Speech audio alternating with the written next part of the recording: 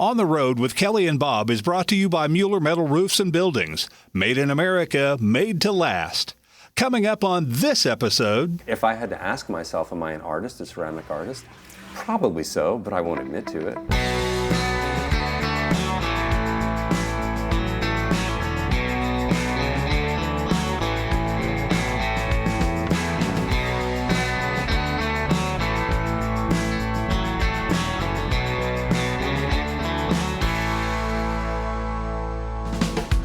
Hi, we're Kelly and Bob Phillips, and we're on the perpetual road trip of America's back roads, where the journey is always the destination.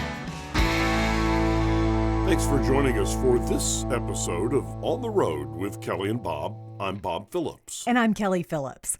What we do is really simple. We travel the 50 states of the U.S., finding stories about good people doing good things. Then we send those stories back to you. And one of the job requirements for a gig like this is curiosity.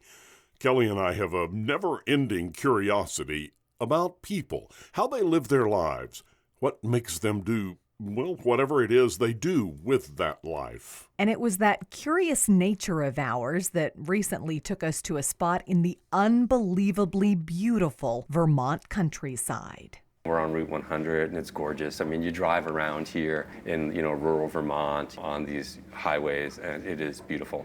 We're known as the Green Mountains and we really are green. If you've never seen fall foliage in New England, specifically in this area of Vermont, you're missing out. The colors are just astounding. And it shows up and it might only last for 10 days. But the whole way you're headed towards it and you're seeing the leaves change slowly, slowly, slowly, and then people will be walking around, just regular local people going, did you see? Boom. It just showed up. And it's like overnight, all of a sudden, you're in a painting.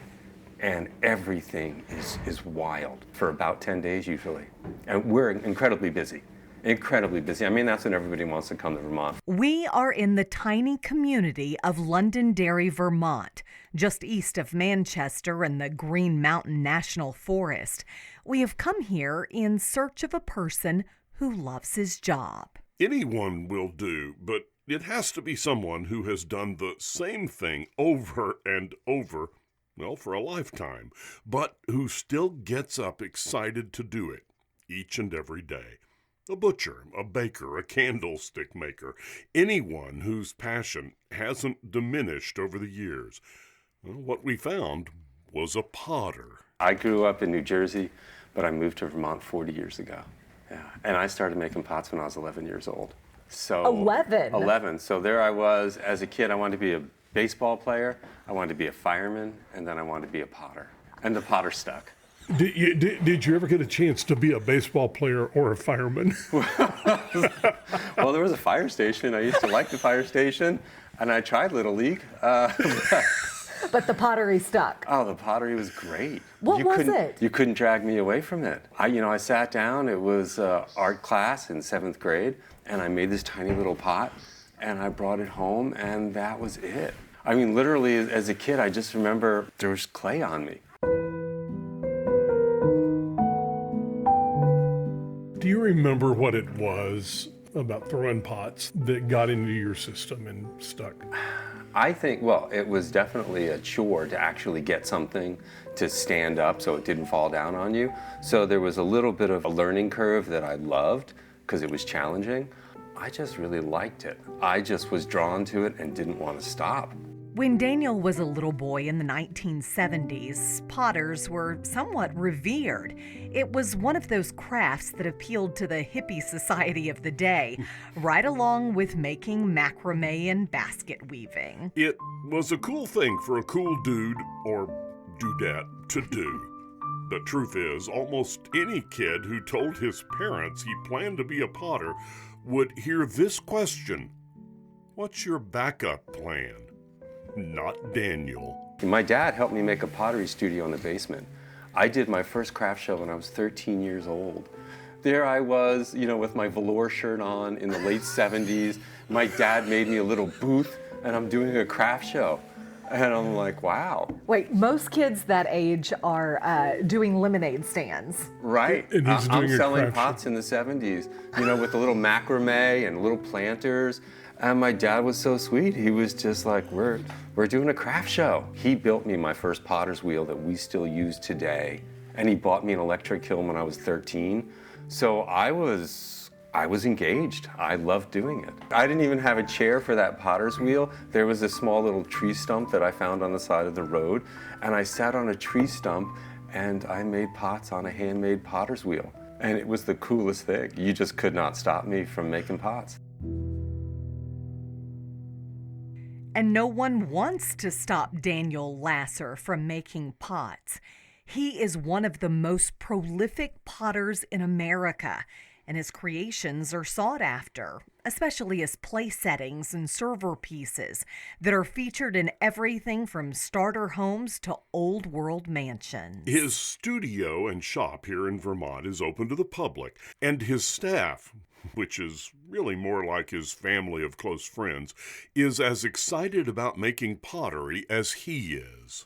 Well, usually they're creative people. There's Chelsea, there's Darren, there's Liz, there's Deborah, there's Ches. We each do different parts of the process, but everyone is an artist in their own right, and they just love what they're doing, and that's why they're here. How do you know if you're going to hire somebody to work with you? That's got to be difficult to figure out. This person will fit in, this person won't, with your style. Right, you don't know, right? It's building a relationship. And so everyone here has been here for quite some time. When you're going on 10 years, you learn a lot about somebody. And it's like family where you just you enjoy what's great and what's not, you just try to work around. We love coming to work, we love making pots, we joke, we laugh, we have a good time, and folks like yourselves come through, and it makes it all worthwhile. Talk to us about the science of this whole thing. You're looking at a couple thousand years of manufacturing, of technology that shows up, chemistry, right? You could spend your whole life working on the glazes. So our glazes are what we're known for in all the different colors. So did I leave some of the shapes behind when I left art school? Absolutely, and started doing dinnerware and mugs and the whole thing. You really could spend a lifetime working with colors and designs. That's one of the things you're known for, we understand, is your glazes. Yeah. What's so different about it? Well, we don't just do 1 color, 2 color, 3 color, dip and dip. That's it, right? Each piece is a piece of artwork. It's artistry. The glazing that goes on here is layer after layer. Technically speaking, the process is very difficult. If we've got 30 different colorations and 30 different designs, that's amazing for a small studio like ours. You're looking at a combination of over 2,000 different pieces that we make that you can mix and match. So 30 designs with all the different colors and the bowls and the mugs and the plates. Everybody loves to mix and match. We went in search of a passionate person, one who loves whatever he or she has been doing for a lifetime so much that they would do it all over again. A butcher, a baker, a candlestick maker. What we found was the potter, Daniel Lasser, a man who decided when he was 11 years old what he wanted to do with his life, and he's been doing just that for more than 50 years. He couldn't be any happier about that. So I've made probably more than 1.2 million pieces of pottery, if not 1.5. The dinnerware sets, the best thing is to mix and match. Have you ever thought about the fact that people are sitting down at their tables routinely, maybe daily, and at some point their brain goes back to you because you created this for them? Oh, over and over again. I get note cards and letters from people who are like, I want you to know this is our favorite mug. We wake up every morning and we think about your place and we think about the mugs. And sometimes all the way on down to college students, because we have multi-generations of families who have come through here. And college students will send me a note saying, I'm at my dorm. I've got this mug of yours. Coming to work every day will definitely feed your soul, especially if you like it. Yeah, this is ingrained in me. This is what I know. This is what I enjoy. We spent a while with Daniel Lasser at his studio there in Vermont, and the conversation was, well, enlightening and delightful. And of all the things we learned about pottery, about Vermont, and about Daniel, the thing that probably stuck with us the most was that he is one passionate guy. We asked him what his parents thought about his decision to spend his life making pottery. What do your parents think about what you've done, what you've created now? My mother wanted me to be an airline pilot. She was like, Danny, you can make pottery as a hobby. Be an airline pilot. And where did this come from? Well, she was a travel agent. Oh, so well, of she course. thought, she looked at me when I was younger and in college. She's like, you make a fine airline pilot. She was picturing you in the uniform, you know? Probably so. Getting in the cockpit and flying people. The adventurous spirit of her son. It- That's what she was thinking. Yeah. But fast forward, 20, 30 years, and there's a business we had upwards at one point of close to 20 employees, and that went on for quite some time. So after running 4 retail shops, doing wholesale around the country, the major trade shows, and selling into catalogs and Sundance catalog and all these other large department stores, had I arrived? Yeah, to some extent. But at the same time, it wasn't really what we were looking to do. At what point did you jump to this? I mean, there had to be a process. Did you do this right out of art school, or? I did. So I got right out of college. You're a gutsy guy. This is what you do, right? You get out of school and you get a job. Well, I already knew my job. So I got out of school and I started doing craft shows the first, within a month out of art school. And I minored in economics and I minored in engineering. But really, I liked making pots. And so I kept doing it. But within a month out of school, I was doing craft shows everywhere. I think I was pretty much so the youngest, doing all the shows, one in and after the next. It was good fun. It was a lot of work, though. Yeah. But good fun, because you're traveling around. You're filling up your truck or your van, and you're driving to New York City or Gaithersburg, Maryland, or wherever you need to go to do the shows every weekend. So you're making pots in the middle of the week, and then you're driving to the shows, and you're doing the shows.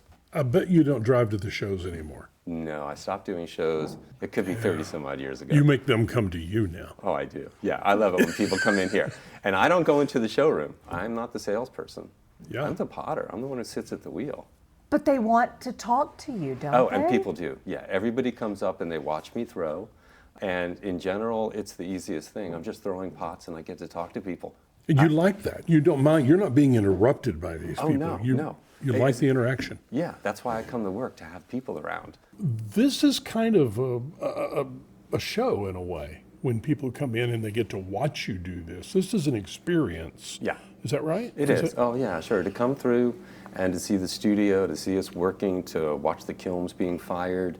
It's the real pottery studio that you want to come to, that you want to see things being made. We make 100 mugs a week, so we're doing production, but yet we're doing it and it's open to everyone to come look and see and talk to us. The interaction is what makes it so worthwhile. So if I'm sitting at the wheel and people are in the showroom mulling about, it's always fine to come up and watch me throw, to talk to me, or to watch Chelsea glaze. These are the pots before they go in the kiln. We just fired a kiln yesterday. That's the glaze kiln. So all these shelves were filled, and it's probably got about 15 different designs, but about 40 pieces of each color. Wow. And the colors change. And you can see this is a dark green, that's a blue, this is a bright red. How can you tell know that? Just looking at these. Well, I mean, they're all. we've done them You've before. done it once They're or all twice. gray. I know, they're a little beigey gray, Yeah. but some things before they go into the kiln really have a beautiful feel to them. Like this is very soft looking, right? It's Yes, muted, like it's soft. pastel. Yeah, and the pastel is really nice, but when it comes out, it's glossy and it's hard edged. Or this one, this is a jet black. And all these colors, when it's fired, they're all just gonna run down. And they're gonna form something that you can't paint, right? You just can't paint this no matter how hard you try. So you put it on and it goes whoop, and it's one of the most popular things we do. It's called pearl. Gosh. We have a lot of bisqueware, and you take the bisqueware and then you dip it in the glaze and then you put the colors on. And then you put it in the kiln, and that's what comes out shiny. I work in the wet clay, so I'm mostly throwing like those big, huge planters you saw, do a lot of complicated shapes. Darren will work on lots of mugs and things that are slip cast. Chelsea really just sits there and glazes every day.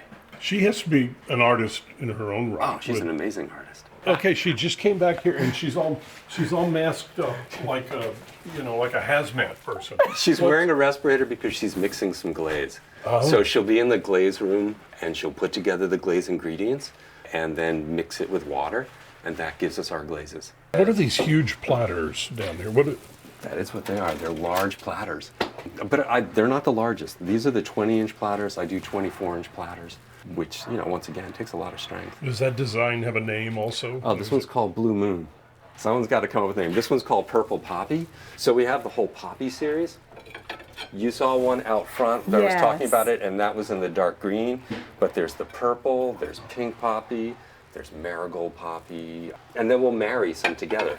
We did one called Mardi Gras, and Mardi Gras is part Blue Craze and part Poppy series. Right, and it's probably the wildest, and it's just fun. We're in New Orleans. What is this? This is called a ram press. So after making, a couple thousands of pots by hand, I mostly use this for dinnerware. So there's a mold of my pieces, and you put the clay in here, and it pushes the clay together, and then when it comes out, you've got to trim the edges. It makes consistent plates and bowls. But it's made from your mold. Oh yeah. It's made from all the plates that I threw over and over and over again, and then I'll send off the plate to the RAM company, and they'll make me a mold, and then we can stamp out the plates and bowls. It wouldn't be possible for me to throw, or anybody to throw the volume of plates that we do. Plus, they would never stack up. In order to get them to stack so evenly, that would be very difficult. You realize you have made your work immortal. Even after you're gone, they could produce your work. Somebody could. Molds. Yes, somebody could do that. That sound that we're hearing in the background right Chelsea. now she's back there doing some She's stuff. mixing up some glaze, and then she'll dip some pieces in the glaze, and then when everything dries, she comes over to an area and applies all the different colors. She's great with lines and squiggles and dots and all kinds of things. Applies how? How do you physically get the glazes on there? It was with a brush or? Well, that's what all the technique is about here, which is there's brushing, there's using what's called a slip trailing bottle, there's liquid latex resist. It's a bunch of different ways of just applying glaze. It's a process. Yes, the whole thing is a process. Yeah, and each glaze has its own process. So if we've got 25 different designs, each design, for the most part, has its own process to how you get to the end. This stuff's fun. It is fun. Well, I think it's somewhat reflective of my personality, right? I mean, Yeah. I'm making pots. It's going to be me in some way or another. Perhaps campy sometimes a little bit, but if you look at it, it's hard to understand how you get the technique to do what we do. And some things are the drippy movie ones. Others are just like, bright with yellow and green little squiggles. Yeah, it's and big dots of red. Yeah, we have a lot of that. So what was it like being in school and these strict guidelines? Yeah, were you there had to follow? parameters that you were coloring outside the lines maybe of the other students? Or? No. When you go to art school, and specifically at Alfred University where I went, it's got a long history. Basically, you're being taught the fundamentals, but you're also, having freedom to express yourself. So I can't say that I color outside the lines, but yes, everything we do here is pretty unique. It doesn't show up anywhere else. And for that, I'm happy. And I've tried sometimes to make things that are more common. It That just sounds doesn't. boring. Well, it's part of work, You try different things, you never know what's going to show up, right? I mean, that's what it is. It's educated playing in your backyard to produce something that's creative. So it's hard work. To make something new, I would say for me to actually work on new designs is harder than anything else. I've got to think, I've got to remember what I'm doing, I've got to stretch my mind. What do you think about when you're on the potter's wheel? That's a lifetime of sitting there at the potter's wheel. Is your brain just focused totally on what you're doing? Are you wandering should through be. the hills of Vermont? I think he's wandering through the hills of Vermont. No, it's a little bit of everything. You actually do have to have a bit of concentration. I mean, you're performing. I liken myself to being an athlete when I'm sitting at the wheel. I need to be focused. I need to have great dexterity and just remember how it is that I actually throw a pot every time. But it doesn't mean that I can't look out the window and just be like, yeah, I'm making another pot. But So is it a feeling? it is, yes, you feel it within your fingers, but it's also technique, the process. This is how you throw a pot. And if you've ever made a pot, it'd make it look so easy. People watch me and they're like, oh, you make it look so easy. And it's like, it is not easy. It is not. You've got 50 years of practice, and you can't just sit there at the wheel and make a pot because you want to. Then you realize that most people can't possibly do what you do, right? No, most people can't, especially when you get to the bigger pots. You know, yeah. when you're just pulling a pot that's, let's say, a foot tall by 16, 18 inches wide at a 10 pounds of clay, it's a big pot. And if you're going to make them over and over and over again, you're going to get good at it, but it takes a lot of wear and tear on you. All right. How often do you have a flop and you just go and Start over. It goes all the way back into a big ball and you do it again? I think I moved beyond that probably in my 40s, where you don't think about those things anymore, right? I mean, you just keep going, and it doesn't happen very often. It just doesn't. That's the rarity. You sit there every day.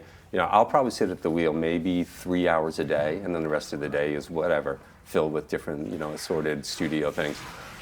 It just doesn't happen. It's the rarity, where you're trying to do something that doesn't turn out because you know what you're doing. What is art to you? Yeah, how would you define it? Art. What is Well, art? the difference between art and craft has always been a big thing to talk about, because some people define one as being a more educated outlook on what it is that you're working on. For us, it's just delacer ceramics. We're just making pots, and are they artwork, are they craft work? It doesn't make any difference. It's just something we do, and we're having fun at it, and that's what comes through. If I had to ask myself, am I an artist, a ceramic artist? Probably so, but I won't admit to it. I'd rather just be, it's in my nature, I would rather just be, a small kind of businessman who's making pottery and enjoys what he does. I is. understand the craft of it, Yeah. Right. but you had to have some original ideas because, Dan, your stuff doesn't look like everybody else's stuff Yeah. in this same field. Yeah, very different. It Is is. that It not stands the on its art? own. It is the art, but as I said earlier, there's a lot of work that goes into trying to create something. So when you actually ask yourself to be creative and create something, it's hard work. So is. you get to the end and you're like, I did my job, I did my hard work, and that's good enough for me. Everybody else can talk about it and figure out whether they think it's art or craft. For me, I did my job, I did work, and I really liked it, and I still do. And so you don't care about the label. No, I could care less. How long will you do this? That's a good question. Yeah, I'm getting a little tired these days. No, you don't seem tired I'll at be all. 64 next month. It's a number. It is a number, and I have used my body to throw pots for a long time. At one point, I thought, I'll just keep going, and I'll be the old guy in his 80s shuffling about making pots. I'm not so sure that's going to happen. But at the same time, I want to be present. I want to enjoy the moment. Well, what else would you do? This is something that you love. It's in your soul. I mean, okay, maybe you don't do the large pots anymore. Oh, Maybe you just go down to the mugs. You're asking a professional athlete to stop competing. That is a hard thing to do. I run pottery marathons. I am making pots, but there's some wear and tear. I don't know what to think about what comes next. I'm just going to keep doing this as best as I can. And if you've never been to Vermont, or in particular that area, Londonderry, Vermont, that scenic road, you see delacer ceramics, it automatically pulls you over and draws you in with their bright, vibrant colors. And then you go inside and you meet the folks and their personalities. They just have a way of making you happy. So we highly recommend you visiting delacer ceramics. Don't forget, new episodes of On the Road with Kelly and Bob drop every week. You can find them wherever you get your podcast, or the best thing, just download that free Odyssey app. Listen anytime, anywhere.